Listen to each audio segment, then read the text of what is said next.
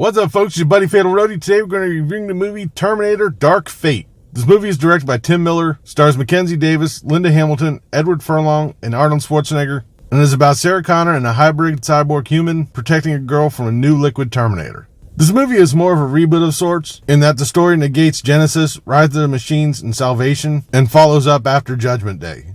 Linda Hamilton returns as badass Sarah Connor. She's a traumatized woman who's been through a lot of shit. She plays her character pretty much like she's not missed a beat after the second Terminator. Natalia Reyes plays Danny Ramos. Wow, she is phenomenal. She's a character the story circles around, with half the cast trying to protect her and the other half trying to kill her. She shows a lot of feeling and emotion through this film.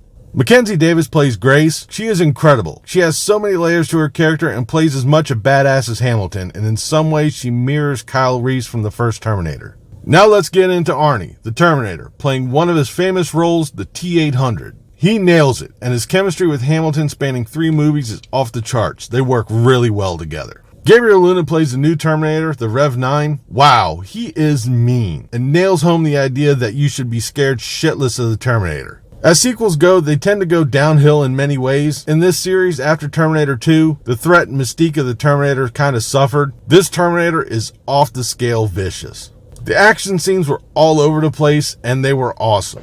The story has so many elements to it. There's action, drama, and a thriller element, and they work so well together. Maybe not so much as the first and second film, but it's up there. Tim Miller did a good job directing this film, showing the same love to this franchise as he gave to the Deadpool series. The score in this movie was cool and in some ways pays homage to the first 2 films. Now, unfortunately, I have to get into the negatives. There were some plot holes through this film. I really can't get into them too much without going into spoilers, and I really don't do spoilers in my reviews.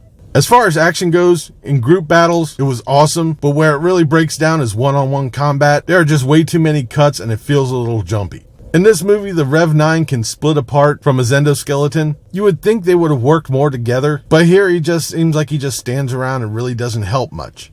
I kind of feel the special effects are not up to par from Terminator 1 and 2. I think they relied too much on digital and not practical effects, which is one of the things that made the first Terminator phenomenal. And in some cases, this feels like a retelling of Terminator 1 and 2.